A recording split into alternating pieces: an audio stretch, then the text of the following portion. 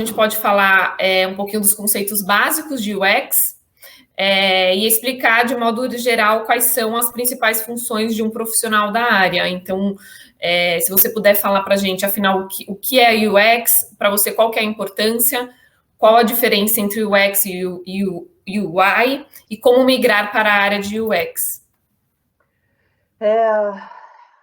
Olha, eu acho que tem sempre uma confusão enorme sobre o que é UX e UI e tantas outras coisas, porque se você parar para pensar, quem inventou essa expressão user experience foi um engenheiro que depois fez uma outra formação em psicologia, que se chama Don Norman, e ele criou essa expressão UX.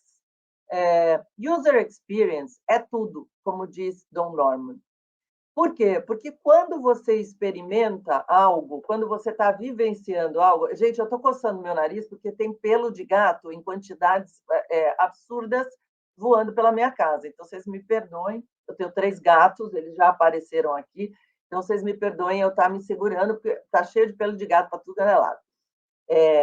Então, a história é a seguinte, né? Quando ele fez isso, ele estava tentando mostrar que quando você experimenta as coisas, e aí eu vou falar de caneca, vou aproveitar e fazer propaganda do Instituto K, vou fazer, enfim, quando você pega o celular, né? Então, nós estamos falando de interfaces, estamos falando de uma outra interface, né? Quando eu estou fazendo isso, eu estou experimentando aquilo naquele momento.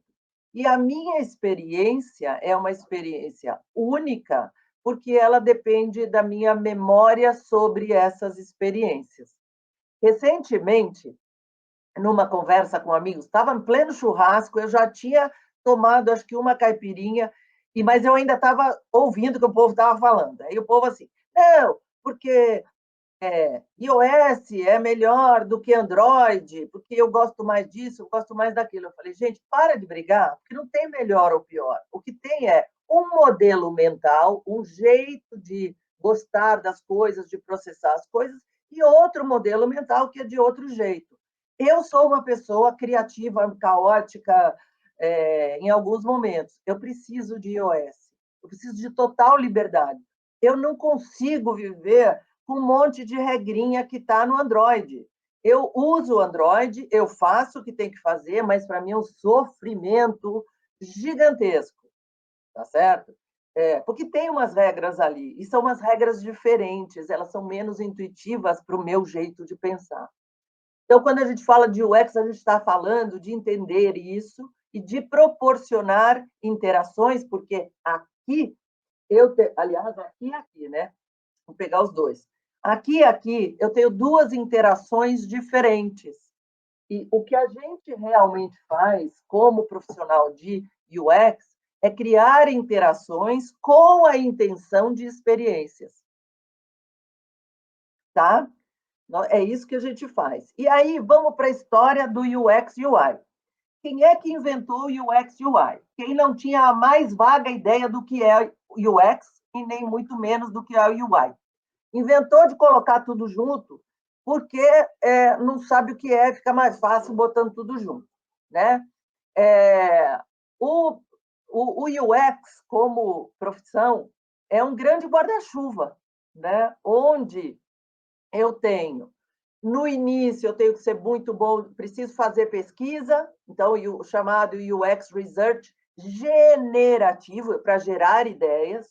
Eu preciso aprender a definir qual é a melhor saída, fazer um processo de ideação criativa para poder dar alternativas de interfaces, alternativas de interação para as pessoas, para depois poder testar com as pessoas e ver qual é a melhor ideia. Daí, prototipar, em média e em alta, fazer testes de usabilidade e lançar no mercado, e mandar para o pessoal de programação para poder ser lançado no mercado. E, por último, o profissional de UX também pode colaborar loucamente com a análise de métricas do Google Analytics, outras métricas juntas, e fazer teste AB ou repensar estratégias de growth, tá? Para poder tornar a empresa mais lucrativa. Então, é todo esse arco de conhecimento.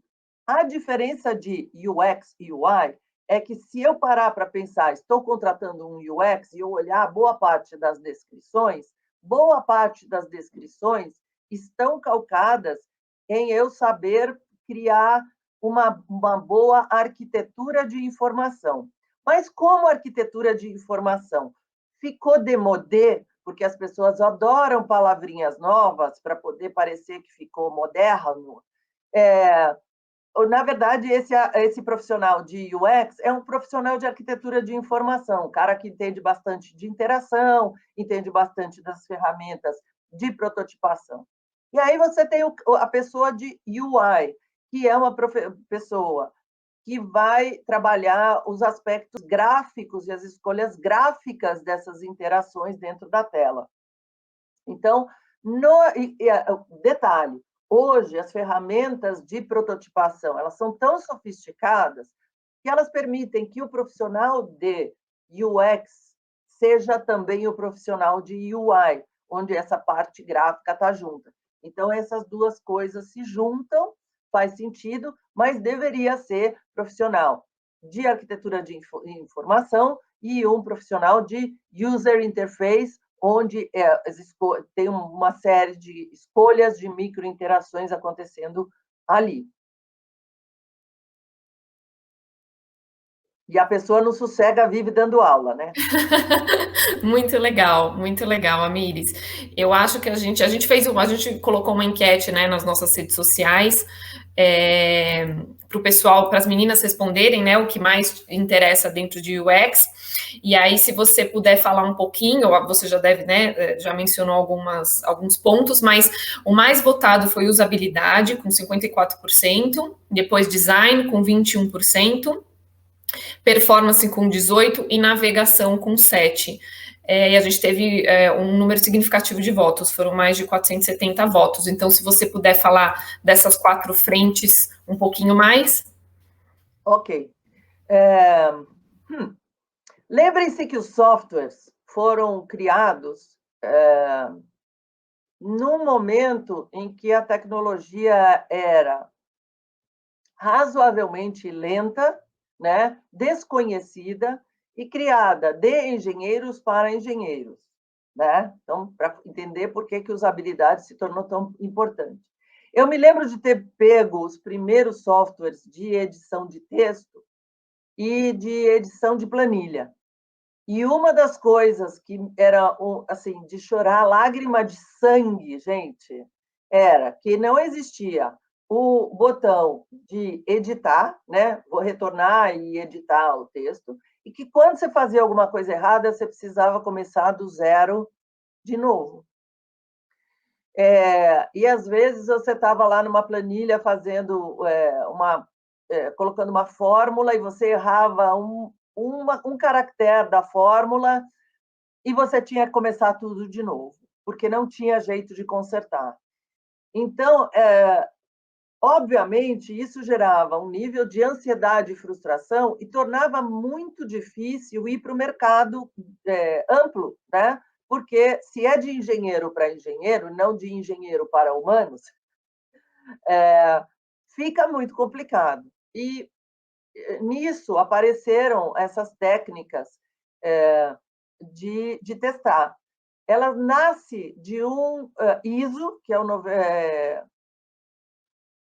o ISO de usabilidade, né, 9241-11 de 1998, para você ter uma ideia de como ele é tardio, que exigia um índice de qualidade alto para o software. Ele precisava ser algo que eu conseguisse aprender a fazer a tarefa de início a fim, usando o mínimo de recurso do sistema e da minha cabeça, dos dois sistemas, e ainda por cima eu ficasse satisfeito em fazer. Esses são os 3 itens importantes e verificados num teste de usabilidade.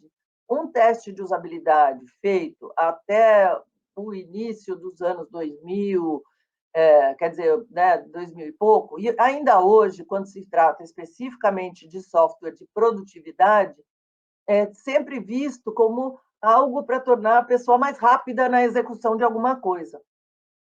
E não só rápido, mas eficiente. Eu vou ter que saber fazer aquilo da melhor forma possível. Você também pode fazer rápido errado, mas você quer fazer rápido certo, né? E isso te deixar feliz. E aí, quando a gente fala de usabilidade hoje, entram outros aspectos. Você gosta de trabalhar com essa marca, de interagir com essa marca? Então, tem alguns outros detalhes que são detalhes mais emocionais, que também são trabalhados hoje na interface para poder tornar essa satisfação do usuário mais tangível e mais mensurável, vamos dizer assim. Então, hoje, usabilidade é esse item, o teste, e principalmente o teste, é um teste de produto, no fim das contas, e que pode acontecer em muitos momentos, tanto com o protótipo, ainda na fase rabisco frame, pode ser um papel desenhado, alguma coisa, um esboço, um sketch, ou um protótipo em média, que em geral é em 50 tons de cinza, para a gente poder testar navegação e texto, compreensão da navegação. E, por último, o teste com o protótipo em alta, onde a gente vai ver se determinadas escolhas de interação, cores, etc., ajudam ou atrapalham na execução da tarefa. Então, todos esses momentos são momentos de teste, ajuste, teste, ajuste, teste, ajuste. Para que, quando saia o produto no mercado, que o produto tenha o mínimo de erro possível ali. E aí a gente vai para a tua outra pergunta, que é a questão de performance, né? Quando a gente fala de performance em UX, a gente está falando de um produto que já existe, que as pessoas estão interagindo e que muitas vezes não estão levando para os indicadores de sucesso da empresa. Então, quando eu estou projetando essa interface, eu deveria, como profissional de UX, pensar em quais são as interações que levarão a pessoa a gerar os indicadores de sucesso que eu quero. Então, se eu torno o processo de cadastramento uma via crucis, porque o meu formulário é uma porcaria, obviamente, eu não vou conseguir o indicador de sucesso vendas, porque a pessoa vai embora na hora do cadastramento. Se eu torno o processo de pagamento confuso, seja lá pela razão que for, essa pessoa vai embora também. Se eu não explico lá para trás como é o produto com todos os detalhes, eu vou perder a pessoa muito antes do carrinho de compras, muito antes do checkout. Então, eu preciso entender esses momentos, criar as interações corretas, ver quais são os indicadores de sucesso, para depois ver se a performance melhorou ou piorou a partir das interações que eu criei ou recriei, né? E tinha mais uma pergunta sua, que eu não lembro agora, sobre design, né? Design também foi falado e navegação que você já falou um pouquinho. Vamos lá. E aí vou continuar então com a história de performance. A performance depende muito de eu entender como a pessoa pensa e divide os conteúdos na cabeça dela para poder criar uma boa navegação. Eu entendo que quando eu escolho alguma coisa, eu ponho no carrinho, porque na vida cotidiana, quando eu vou ao supermercado, eu escolho alguma coisa e eu ponho no carrinho. E depois eu vou até o, abre aspas, fecha aspas, checkout, que é a menina que está lá passando os códigos e me dando o quanto custa. E ela me pergunta, ela é a minha interface, você quer pagar à vista, você quer pagar com cartão? Você quer pagar a crédito ou à vista? Você vai usar mais de um cartão? Tem todas essas perguntas ali, que no fim das contas, se você olhar nos checkouts, elas estão colocadas ali como interações. Então, a navegação, de alguma maneira, deve fazer uma mímica ou melhorar o modelo mental, acelerar, usar bem usada, o modelo mental que essa pessoa tem. é onde estão normalmente as grandes oportunidades.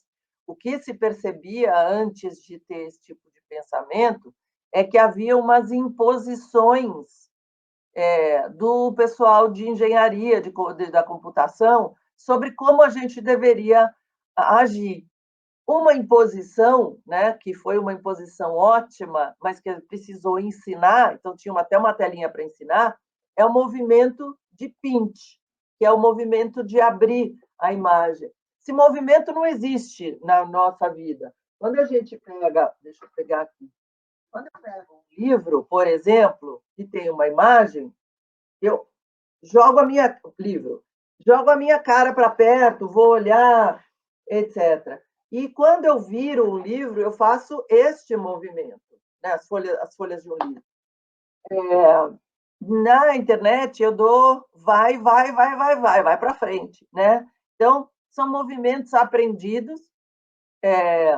Muito interessante que os movimentos daqui são ligeiramente diferentes, né? Tem uma coisa ligeiramente diferente. E aí, em função disso, você muda a sua maneira de interagir, inclusive com as coisas reais. Não sei se vocês já viram aquele vídeo da menininha, que ela nasceu já digital, ela tem 1 aninho, 2 aninhos, está lá sentadinha e ela tentando fazer pint na revista e não acontece nada porque a revista... Não, às vezes até a gente, né, Amires, a gente fala e falta esse movimento aqui no nosso dia a dia. É verdade. E falando sobre design, né? Eu acho que tem uma confusão rolando aí muito séria, né? Eu quero falar para todo mundo, e eu acho que eu já comecei isso no meu... Eu tenho um canal no YouTube, tenho minha presença no Instagram, e eu tenho um quadro chamado Pílulas Dracaris, que é quando segunda-feira eu normalmente acordo da pá virada e para reclamar de alguma coisa que eu vi e que eu não estou concordando. Então, uma das coisas que eu acho ruim na profissão, né? Chega algum cliente, chega assim para a gente. Você é de UX, Sou? Dá para você fazer meu site ficar mais bonitinho? Eu penso comigo, Senhor, dai-me paciência. Ainda bem que eu tomei 3 gotinhas de manhã, 3 gotinhas de noite, porque senão eu pularia na traqueia da pessoa e vocês veriam sangue. Não, eu não pinto mandala, meu amor. Eu não pinto mandala. Eu não fico fazendo site bonitinho. Eu faço site que traz o resultado financeiro para você, meu amor. Tá? Eu sou uma pessoa que entende do usuário e, portanto, eu te dou inputs valiosíssimos para você poder ganhar dinheiro. Não, então, assim, não, design não é pintar mandala, não é mudar a cor de botão, não é escolher fonte, é muito mais do que isso. Porque quando a gente faz essas escolhas, existem razões de negócio para a gente fazer isso. Nós somos solucionadores de problemas de negócio. Ponto. Eu não pinto mandala. Tá? Muito bom, Amires. E aí,